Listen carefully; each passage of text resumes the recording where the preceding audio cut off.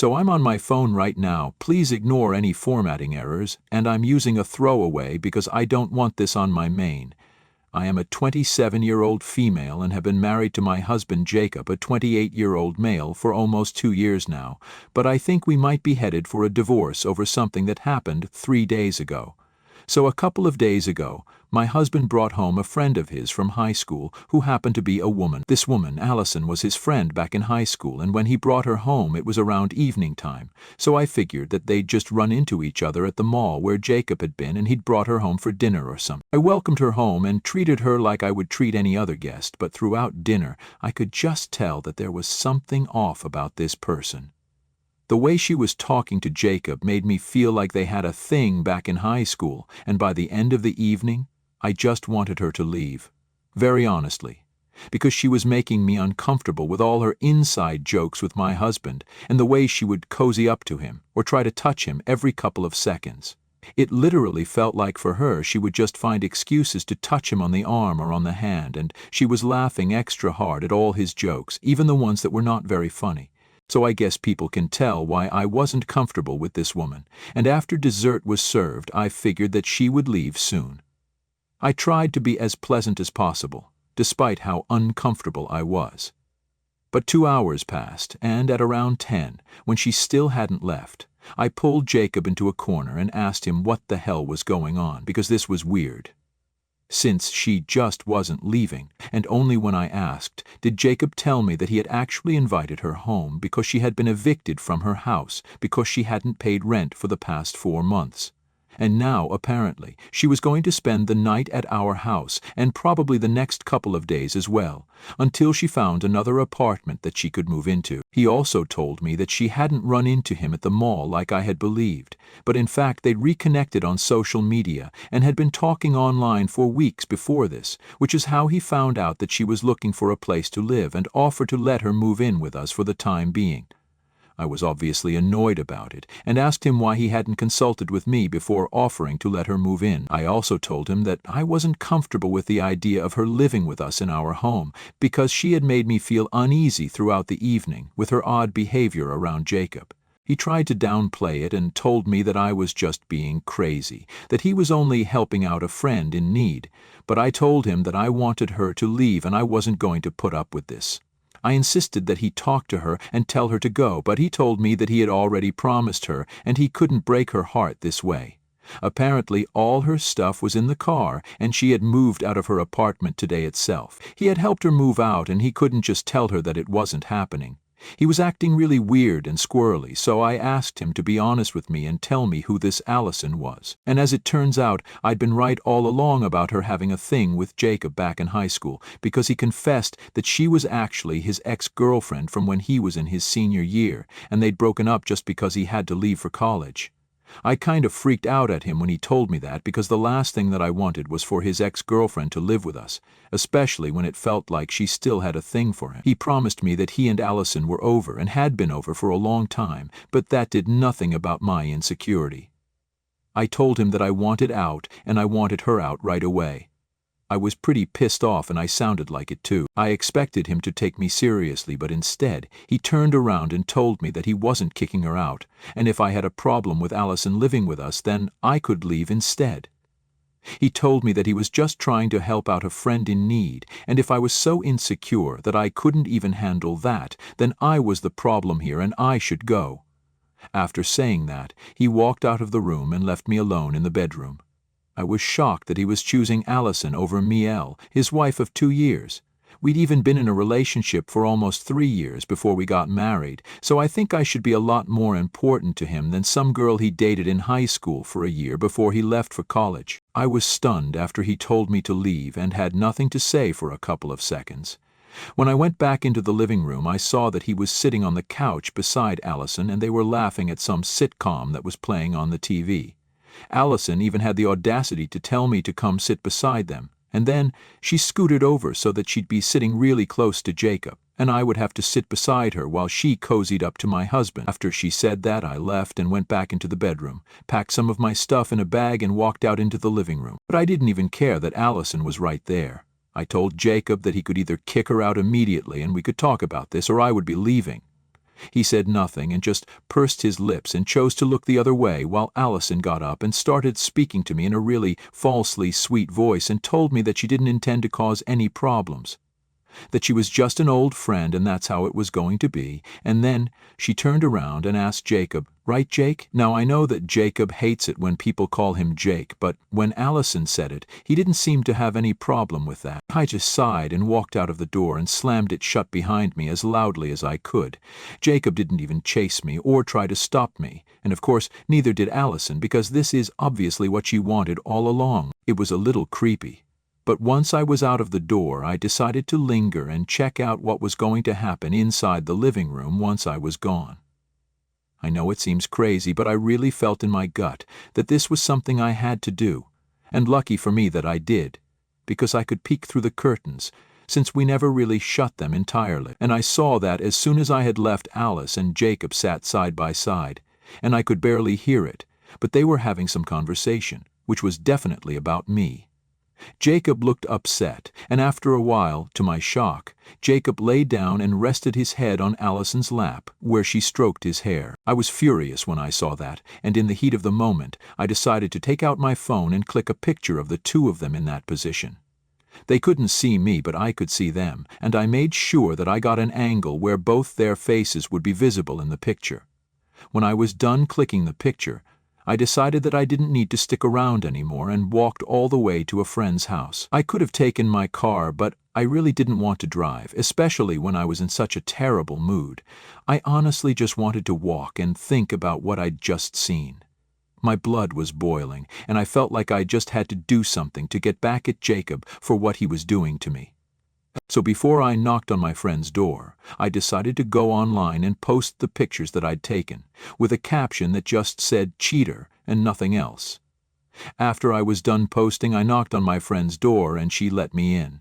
She had just checked her social media and she asked me what the heck my post was about as soon as she saw me. Once I entered the living room, I explained the story to her once I was sitting on the couch, and she told me that I'd gone a little too far in dealing with this, because already the comments are full of hate towards Allison and Jacob. She told me that while she agreed that Jacob needed to be called out, posting a personal picture of them that was so intimate was probably not the best way to go about the situation, and I could also get into legal trouble for it if it actually came down to that. I heard her out, and it actually made a lot of sense, what she was saying, so I decided to go ahead and delete the image from my account. But even after I took down the post, several people continued to text me to put it back up because they thought that that was exactly what Jacob deserved. I was touched that so many people were on my side, but I got a harsh reality check when my friend told me that they didn't really care about my marriage or my relationship with Jacob, but they only cared about the gossip that they were going to get out of this.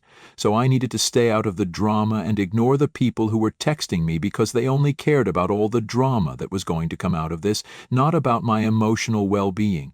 She was right, so I decided to turn off my phone for a while and do something to distract myself. It was already pretty late at night when I'd shown up at my friend's place, so after a while I just went to sleep. When I woke up the next morning, my friend told me that Jacob was waiting for me outside in the living room. He'd turned up just a couple of minutes before I woke up, and even though my friend had tried to send him back home, he refused to leave without seeing me first. I thought that he was here to apologize, and I was already prepared to turn him down and reject his apology because I wasn't feeling particularly forgiving at the time. But when I went out into the living room, ready with my speech, I was in for a shock when the first words that came out of Jacob's mouth weren't "I'm sorry," but "Are you insane?" And "What the heck were you even thinking?" I knew that he must be pissed about my post the previous night, but he seemed more than pissed off. He seemed hysterical and very upset. It all finally made sense when he told me that someone had sent that picture to his parents and now they were refusing to speak to him, which was bad for him because he had been planning to quit his job and start his own business. He needed his father's money for that and wanted his dad to come on board as an investor, but now his father wasn't even speaking to him, and neither was his mother responding to any of his calls or texts. He told me that his parents hadn't even given him an explanation as to why they had blocked him, but he knew that my post had everything to do with it because it happened only after I put up that picture of him with Allison. And now he wanted me to talk to his parents and tell them that it was just a prank or something, to make them speak to him again, because he wasn't going to let my stupid mistake mess with his future. Probably would have apologized to him had he not demanded that I speak to his parents and make everything all right again, because honestly, after what he'd done the previous night, I didn't think he was in any position to make demands like that, and it really pissed me off how entitled he was acting, so I told him that he deserved this because he'd been cheating on me. To that he said that Allison was literally nothing but just a friend and I was reading too much into this. He then accused me of being insecure, jealous, and toxic, and even told me that after I left, Allison had been comforting him, which is why he had rested his head on her lap. And that was it. They hadn't done anything funny together after I left because that's just not him. I told him that I didn't trust him, and I didn't believe a single word that was coming out of his mouth. I told him that he needed to leave because I had no interest in carrying on this argument and wasting my day. As far as I was concerned, he'd been emotionally involved at the very least with Allison, and I couldn't take that. I saw it with my own 2 eyes, and there was just no covering it up anymore. Even if I ignored the fact that he had rested his head on her lap and somehow put that image out of my head, I wouldn't be able to forget that he had chosen to let her stay with us. Even after I told him that I was uncomfortable with that idea, and had even given him an ultimate hymn to pick between us, and he'd picked Allison. I wasn't fine with that, and I don't think that any other woman in my position could have ever been okay with something like that. I told him to leave, and he did leave, but not before telling me that this wasn't over, which sounded like a threat, and I am guessing that it was. But so far he hasn't done anything apart from texting me relentlessly, telling me to talk to his parents and fix this.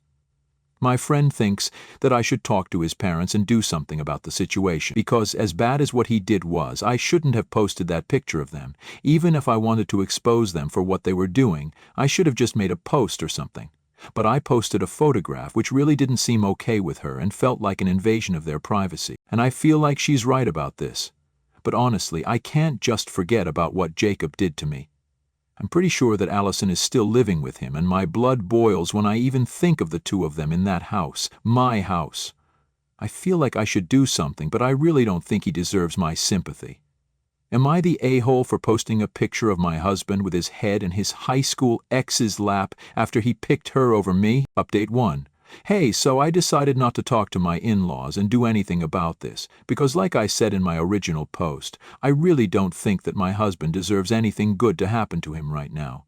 If he wants the situation to be fixed, he's going to have to do something about it himself, because I ain't the one to go running to his parents, asking them to forgive him when I myself don't forget him. It's been 4 days since I posted and almost a week since he brought Allison home.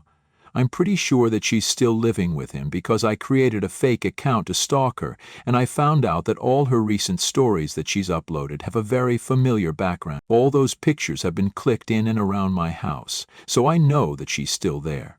I can't imagine the audacity that Jacob has to still let Allison live in our house, even after everything that has happened.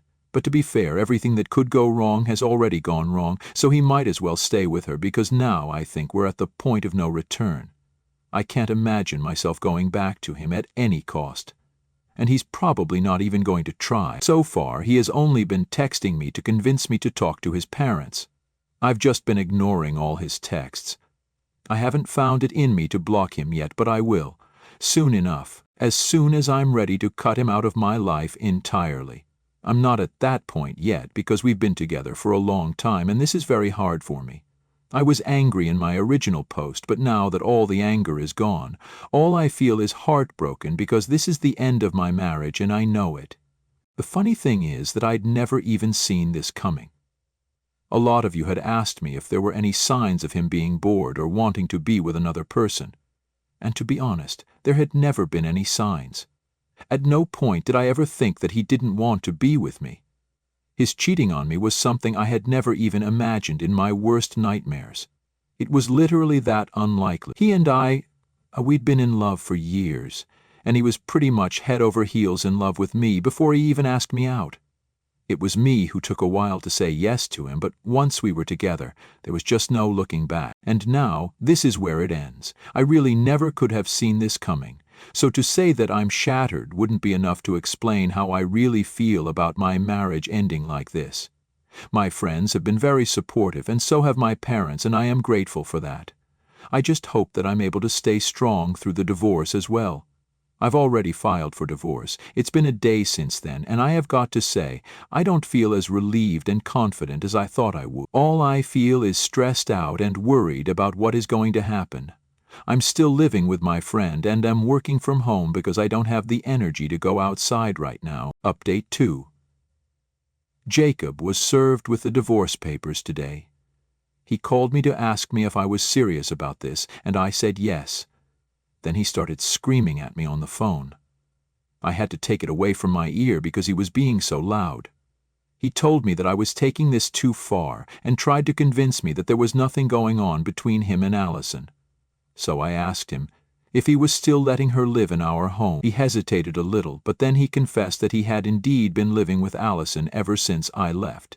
He told me that she had been his emotional support, apparently, after I stormed out, and I couldn't help but laugh when he said that. I pointed out the irony in what he was saying, because had it not been for Allison and their weird little friendship, then he probably never would have needed any emotional support in the first place. He got very upset when I said that, and told me that Allison always spoke very highly of me, so it was disappointing for him to hear me treat her like a competition instead of a friend. I told him that I didn't care about what Allison thought about me. In fact, none of this was about Allison. This was about him and our relationship.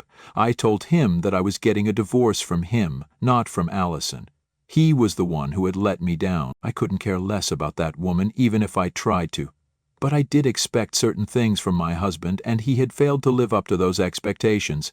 I expected a certain amount of loyalty from him, and I expected him to prioritize my feelings and our marriage over his friendship with his high school ex-girlfriend. He told me that I was being unfair and unreasonable. He told me that Allison was literally nothing but a friend, yet again, as if that was going to change anything. He then asked me what I would do if I had been in the same position as him, where a friend of the opposite gender had asked me for help. I told him truthfully that I would have tried to help to the best of my abilities. But if my husband felt uncomfortable, then I wouldn't hesitate to pick my marriage over my friendship. To me, my marriage was the top priority, and he had shown me that it was not the same for him. I would rather be with someone who I was on the same page with, especially about important things like this.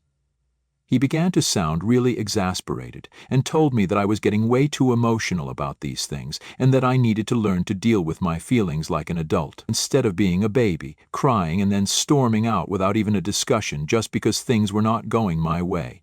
He tried to then lecture me about how life isn't fair and blah blah blah, but I wasn't interested in hearing that, so I disconnected the call. I was about to block him when he sent me a text saying that I was being immature and that I really wasn't the victim here. If anything, he was the victim because, thanks to my irrational decision to post that picture, his parents were not speaking to him anymore and he had to put his business idea on hold. He told me that he expected an apology, at the very least from me, but he hadn't even received that, and instead I'd sent him divorce papers just to make him feel bad for helping a friend. So I texted back instantly and told him that I was really sorry for posting that picture. And then I said that to make it even, I'll just post a picture of myself with my guy friends where I'm being inappropriately close with them. Maybe that'll help him see things how I see it. And then I blocked him, so that's done with. Update 3. Well, we're in the middle of settlement negotiations right now. There's still a while to go before the divorce is finalized, but yesterday I received a text from Allison saying that she was really, really sorry because she'd accidentally ended up sleeping with Jacob. She claimed that he had been having a really hard time with the divorce and everything, so she was trying to comfort him, and it just happened. Of course, I didn't buy any of it, and I knew that she was saying it just to rub it in my face. There was no way that they were doing this for the first time after living together for more than 3 weeks, but I didn't care, because I was getting rid of him and she was going to be stuck with him. She could keep him. I didn't really want him anymore anyway, and I'm sure that guy who has cheated once will cheat again without a second thought. Besides, if he cheated on me, his wife of 2 years, then Allison would have to be pretty delusional to believe that he wasn't going to cheat on her at some point. But whatever, it's just none of my business anymore. I'm out of here.